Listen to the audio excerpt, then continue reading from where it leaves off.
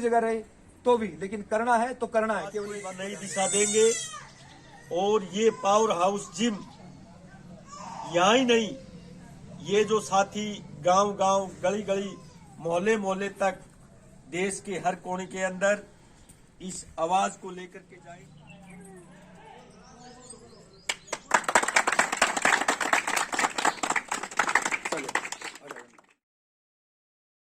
आप और लोगों को अप्रिशिएट कीजिए कि इस लाइब्रेरी में ज्वाइन करें और लाइब्रेरी में ज्वाइन करके वो शिक्षा प्राप्त करे और एक बेहतरीन समाज बनाने का काम करे। इसलिए इस भाई ने बहुत अच्छी पहल की है। गांव के अंदर ये जिम खोलकर और लाइब्रेरी खोलकर मैं चाहता हूं कि आप सभी के सभी इनसे जुड़िए और जो भी कोई आगे सहयोग होगा तो मेरी तरफ से राजेश भाई आप मोस्ट वेलकम। ठीक है।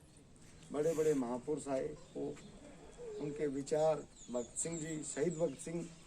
चंद्रशेखर आज़ाद, उधम सिंह, वो सब शिक्षित युवा थे जिन्होंने इस देश को आज़ादी दिलाई और शिक्षा के माध्यम से ही उन लोगों ने देश और दुनिया के विचार को जाना। इसीलिए शरीर को भी स्वस्थ रखने के लिए कसरत करनी बहुत ज़रूरी है। इसीलिए जो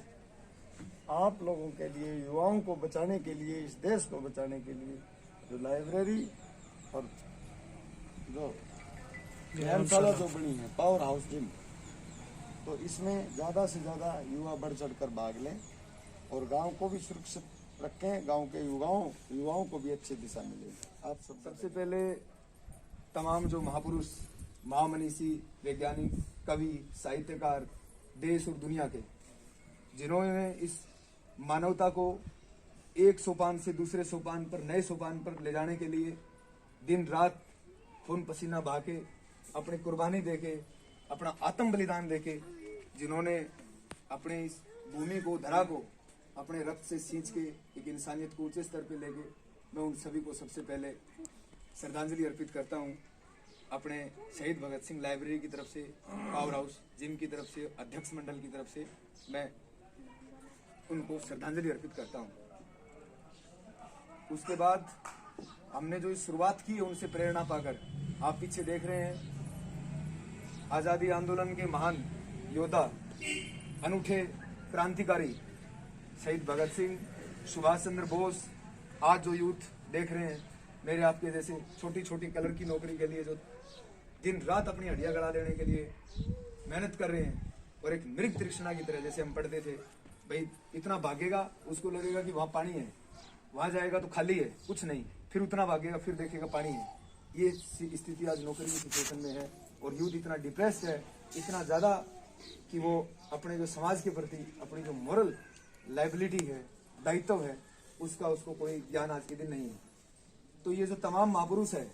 जिन्होंने, सुरेंद्रनाथ बनर्जी जैसे, साथ में ये अपने सुभाष चंद्र बोस, उस जमाना में ICS Indian civil service, England में जाके 8 महीने की तैयारी में, जिसको DC बोलते हैं IAS आज के दिन, वो उन्होंने कंप्लीट करी, क्लियर करी, और उसके बाद उस नौकरी को ठुकरा दिया। अपने पापा को ये कहते हुए ठुकरा दिया कि भाई एक आदमी की सेवा होगी एक टाइम में, या तो अंग्रेजों की या फिर इस देश की, एक म्यान में 2 तलवार, ये नहीं होगा, कतई नहीं होगा। तो इस तरह की जिनकी सोच और समझ रही, उन लोगों को हम अपना आदर्श मानते हुए शहीद भगत सिंह सरीखे क्रांतिकारी को, शहीद उधम सिंह,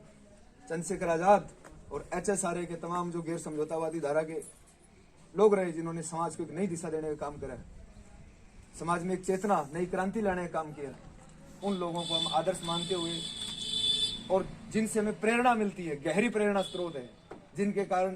दिन रात की जो नींद है, चैन है,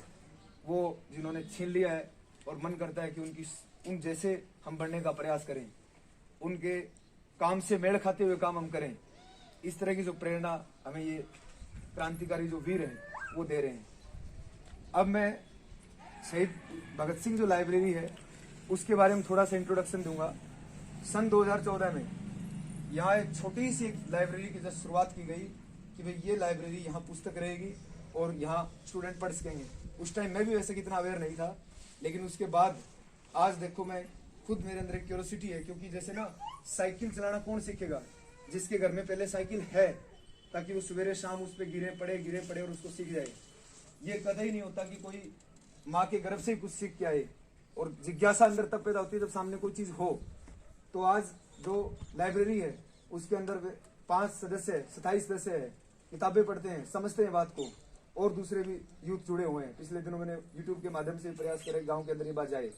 तो बहुत सकारात्मक दिशा में ये कदम बढ़ता हुआ नजर आ रहा है। अब मेरा ये भी इनिशिएटिव रहा, दिमाग में सोच रहा था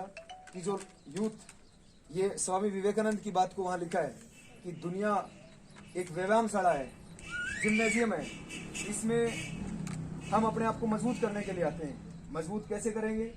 बुद्धि से भी और बल से भी, दोनों चीज का सामंजस्य होगा तो अब हमारा ढांचा सही रहेगा, मानसिक संतुलन सही रहेगा। ज्यादा ताकत हो जाए, बुद्धि ना हो, ये भी खतरनाक है। और बुद्धि ही बुद्धि हो कोरी, और करने के लिए कुछ उसके अंदर साहस ना हो, शौर्य ना हो, ये भी गलत है। तो आज की जो जवानी है उसको देख के बड़ा ही अपने आप में दुख सा, आश्चर्य सा फील होता है कि भाई जवानी किसका नाम है? जवानी नाम है उत्साह का, जोश का, उमंग का, शौर्य का, कुछ अपने लोगों के लिए कुछ कुर्बान करने की भावना जिनके अंदर हो,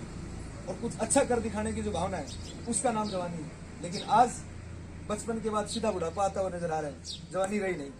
ये बहुत खतरनाक बात है, जिसके बहुत सारे कारण हैं, जिनमें से एक कारण नशा भी है, जिनमें से एक कारण आज के दिन जो अश्लीलता है और तमाम तरह के विज्ञापनों के माध्यम से सरकार जैसे प्रयास कर रही है वो भी है, जिसका एक कारण 1 से लेकर 8वीं तक जो पास करने की नीति है, जिसके अंदर बच्चे को एकदम गधा बना के रख देते हैं, वो भी है। और सैकड़ों कारण है जिनको गिनाए तो यहाँ बहुत सारे हो जाएंगे, लेकिन सारे के सारे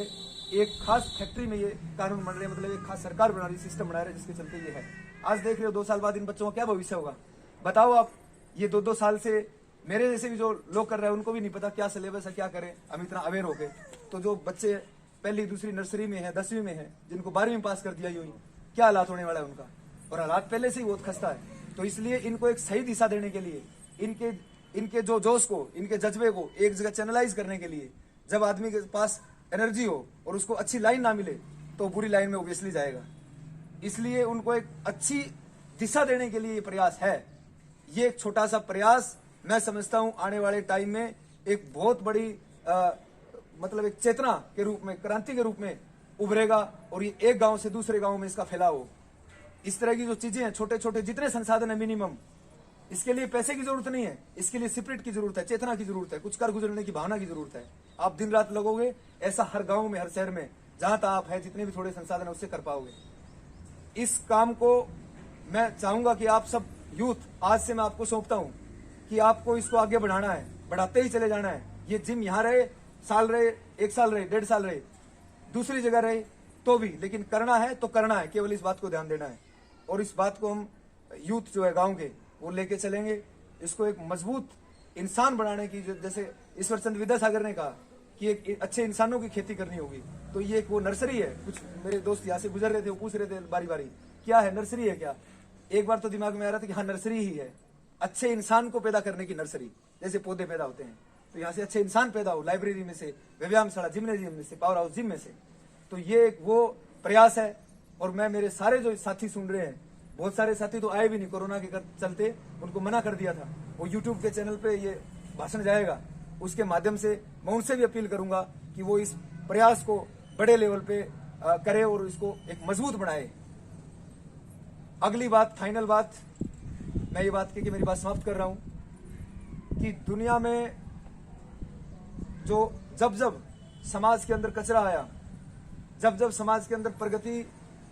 रुक गई, रोड़ा बनी, तमाम तरह की रूढ़िवादी चिंतन, चाहे रोड़ा बना हो, चाहे और राजनीतिक जो कुलीन वर्ग है जिसको अभिजात वर्ग बोलते हैं, चाहे वो जब जब उसके दिमाग में कचरा आया, जब जब वो अपने रास्ते से भटक गया, तब तब एक नए नए नौजवानों की जरूरत है, तब तक एक ऐसे स्पिरिट की जरूरत है जो कुछ समाज के अंदर नया पैदा कर सके। तो आज हम उन नौजवानों में से हैं जो उस प्रगति को समझ रहे हैं, दुनिया को बदलती हुई देख रहे हैं, और उस दुनिया को बदलने में अपना योगदान देंगे। एक मूक दर्शक बन के खड़ा नहीं देखेंगे, जैसे भगत सिंह, सुभाष चंद्र बोस ने नहीं देखा। आज वो होते तो क्या चुपचाप बैठते? नहीं बैठते, करते कुछ ना कुछ समाज के अंदर। तो इसी संदेश के साथ कि हम सब मिलकर इसको आगे ले जाएं, आगे बढ़ाएं, और इसको एक मजबूत से मजबूत एक ताकत के रूप में उभारें। जिम के आज के मुख्य अतिथि निरंजन यादव जी, सन्नी दावोदिया जी, भाई राम गुरमुख जी और सभी उपस्थित नौजवान साथियों, आप सभी जानते हैं, समझते हैं, चौतरफा समाज में नजर डालते हैं तो देखते हैं कि युवाओं में तमाम तरह की जो बुराइयां आज घर कर गई है, ये एचएस राजेश, इसके साथी राहुल, मनीष और कई साथी, इन्होंने इस चिंतन के साथ, इस विचार के साथ एक सोच पैदा करी है कि ये जो नौजवान साथी जो तमाम आज जो गर्त में जा रहे हैं, क्यों न इनकी दिशा को मोड़ करके जिम के माध्यम से, लाइब्रेरी के माध्यम से हमारे अतीत के जो जितने भी महापुरुष हुए, राजनीतिक, धार्मिक, सामाजिक, तमाम क्षेत्रों के महापुरुषों ने पहले जिस जो भी सिस्टम था, जैसे भी थे, वो अपने शरीर को बलिष्ठ, मजबूत, मतलब बल और बुद्धि का सामंजस्य वो रखते थे। और उस बुद्धि और बल के सामंजस्य ने जब जब समाज को जरूरत पड़ी,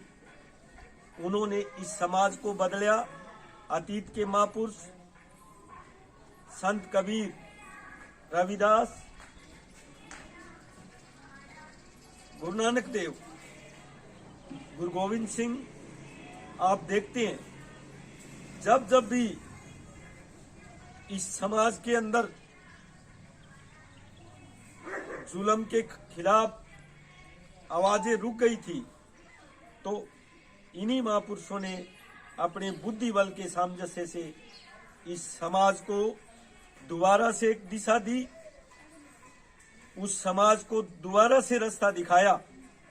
तो हमारे अतीत के तमाम महापुरुष भगत सिंह, राजगुरु, सुखदेव, नेताजी सुभाष चंद्र बोस, जिन्होंने आजादी आंदोलन के अंदर इस देश के लिए, इस समाज के लिए आधी रात को जो है अपना घर बार उन्होंने छोड़ा। क्या आप सभी जानते हैं इस तरह का जो संकट महापुरुषों ने उठाया इस समाज के लिए, आज देखते हैं कि ये समाज किस गर्त में चला गया है।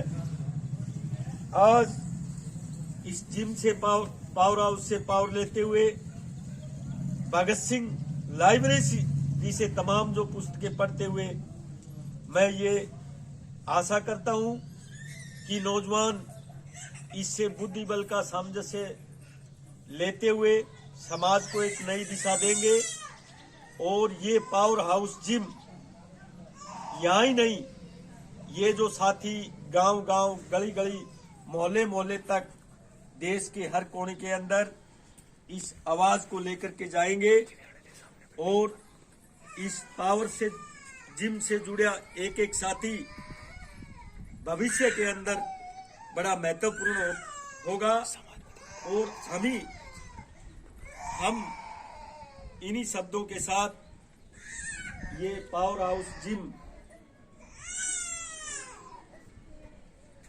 शुभकामना करते हैं कि रात दिन